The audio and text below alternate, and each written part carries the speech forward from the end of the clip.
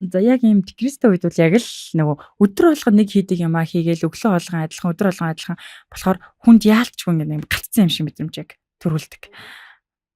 Бүр ингээд заримдаа бүр ингээд яг хорвоо ертөнц яаж иргээд байгааг ойлгохоо бэлтэлтийн өдрүүд байдаг шүү дээ бид нарт ингээл те яг л ингээл өглөөний нэг юмаа тавтагтаал олон хийгээ яваад тахаар тэгэхээр яг ийм гацалттай за би ингээд өөрийгөө гаццсан байгаа юм байна гэдээ би мэдчихэж байгаа. Тэгвэл одоо би яах вэ гэдэг дээр та яг юу зөвлөх вэ? Би гацалтаасаа тэгвэл яг яаж гарах хэвтэй Аа. За хамгийн эхлээл яг нөгөө нэг хамгийн ихний алхам бол яг чиний сайн хэлсэн өөрөө гацснаа ойлгохтой.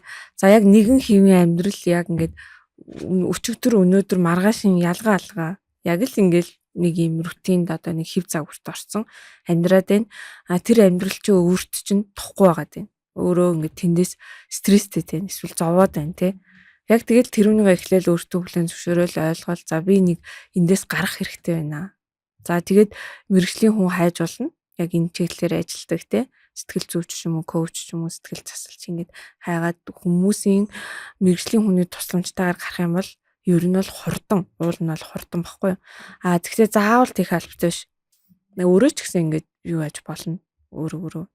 За тэгэл яг яах вэ гэл яг практикт яг тийм байгаа хүн яах вэ гэл гэх юм бол би бол ингэж хэлэх юм байна. Зүгээр л одоо дэвтэр үзэг аваад ингэж бич. Өглөө болгом нөгөө нэг босоол бич. Юу хамаагүй галзуу өний өдрийн тэмдэглэл гэдэг шиг те.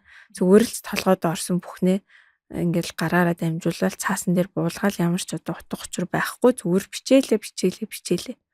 Тэгэл аяанда учир нь тайлагдана.